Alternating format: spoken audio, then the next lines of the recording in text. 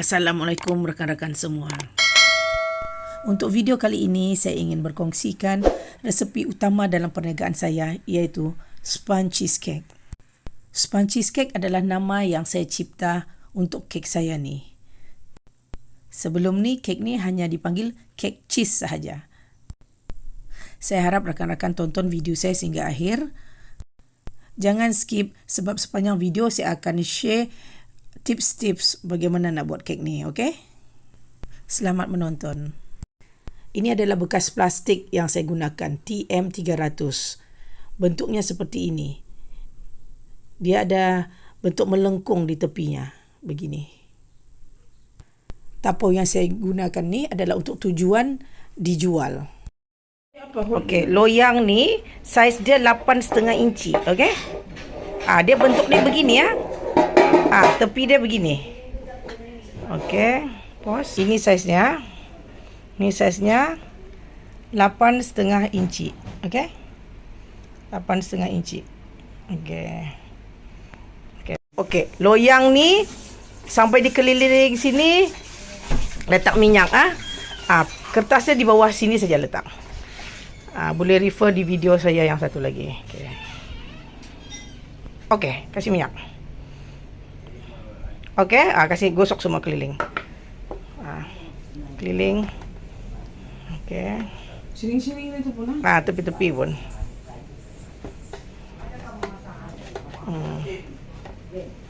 Banyak sikit lagi taruh.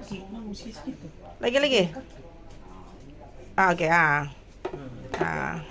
tepi-tepi itu paling penting.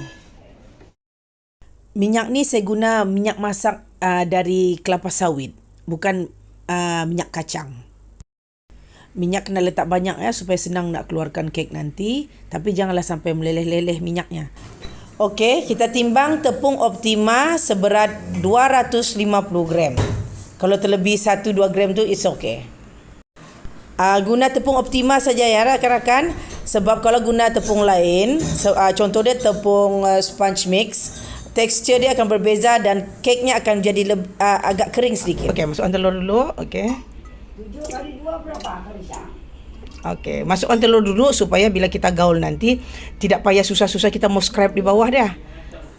Adunan tidak akan melekat pada pada mangkuk tu ya. Dan lagi telur tu kena guna telur grade B atau grade A, tapi saya selalu guna grade B. Okey, seperti biasa mulakan putaran dengan speed yang paling rendah supaya tepung tidak berselerak. Okey, lepas tu perlahan-lahan lajukan speed tu. Sponge cheesecake ni adalah kek yang sama yang saya buat di video kek 3 bahan tu. Jadi sekiranya dalam video ni ada banyak kekurangan mengenai tips-tips macam mana nak buat kek tu, sila klik link di bawah. Okey rakan-rakan, sponge cheesecake ni kenapa saya letak nama sponge cheesecake?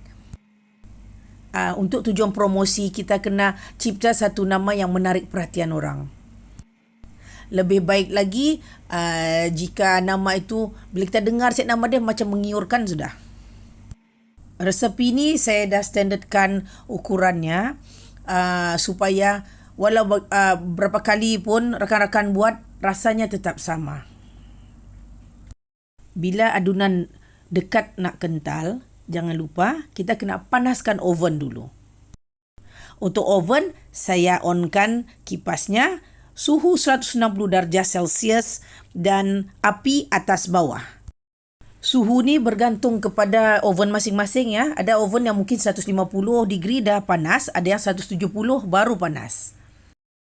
Untuk cek adunan sudah sempurna diputar, angkat pemutarnya tu. Kemudian adunan tu tidak akan mengalir. Dia kaku begitu ya. Akhir sekali masukkan 2 sudu makan minyak masak. 1 sudu pun boleh. Jangan lupa ya rakan-rakan, guna minyak masak daripada kelapa sawit ataupun minyak jagung. Kalau kita guna minyak kacang, dia ada bau kacang tu, jadi tak sedap kek tu nanti. Gunakan teknik kaut balik untuk menggaul. Jangan diputar ya rakan-rakan. Kalau diputar nanti kek tidak akan naik. Dia jadi bantat.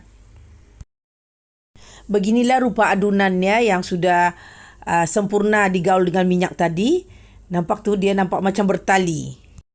Jika adunan lebih cair daripada ini, selalunya kek rakan-rakan akan bantat. Adunan ni agak pekat. Jadi kan untuk di tepi bucu-bucu tu kena sorong-sorongkan dia, bagi ratakan dia dengan spatula macam ni. Okey, sebab dia tidak akan merebak sendiri. Bakar selama 30 minit ataupun kita test dengan lidi, cucuk di tengah kek dan dia keluar bersih. Okey, sekarang kita masuk part krimnya pula. Inilah yang menyedapkan kek ni. Kita gunakan krim cheese dan juga cheddar cheese.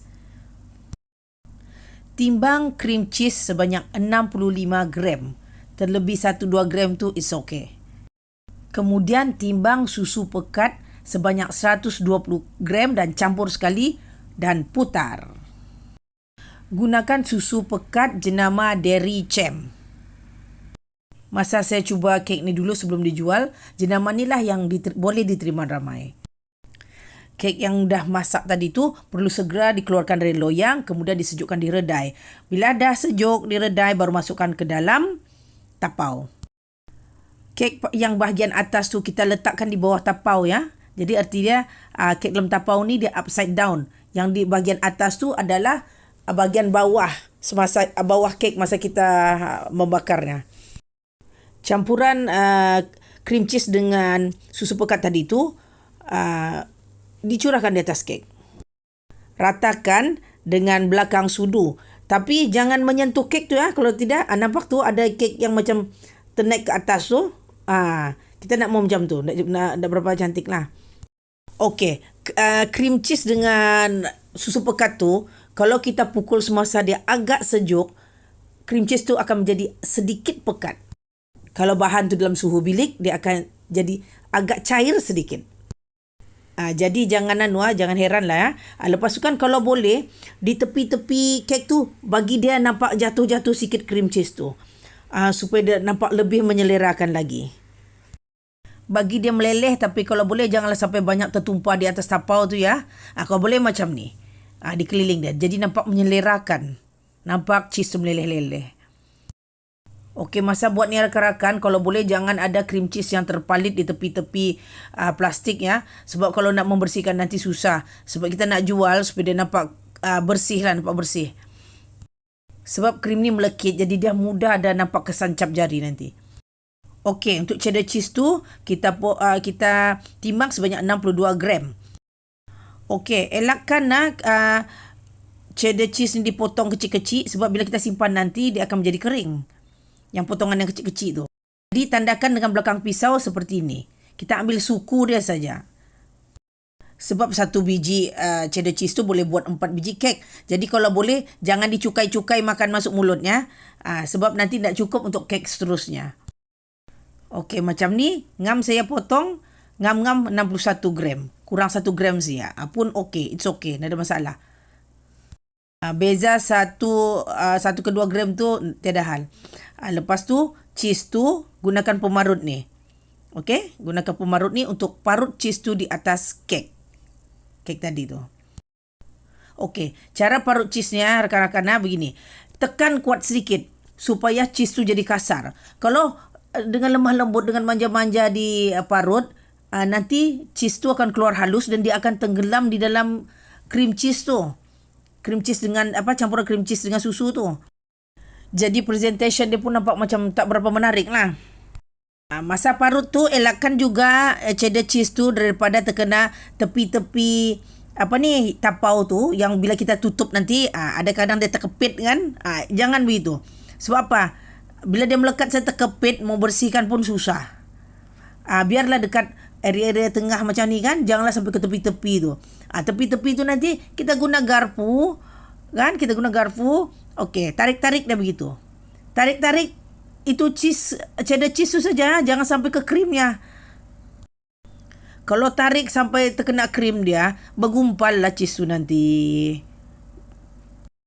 Kalau boleh kalau rakan-rakan jual cheesecake ni kan, pastikan tapau ni free daripada fingerprint. Fingerprint tu selalunya terhasil bila kita tersentuh campuran susu pekat tu. Lepas tu kita pegang plastik ataupun parutan cheddar tu kita terpenyet. Okey, nanti mungkin rakan-rakan akan jumpa dengan customer yang suka sangat dengan cheese ni.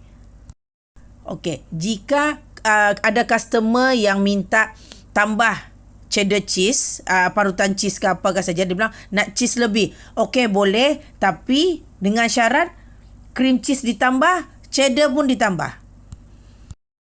Jangan tambah cheddar cheese dia saja.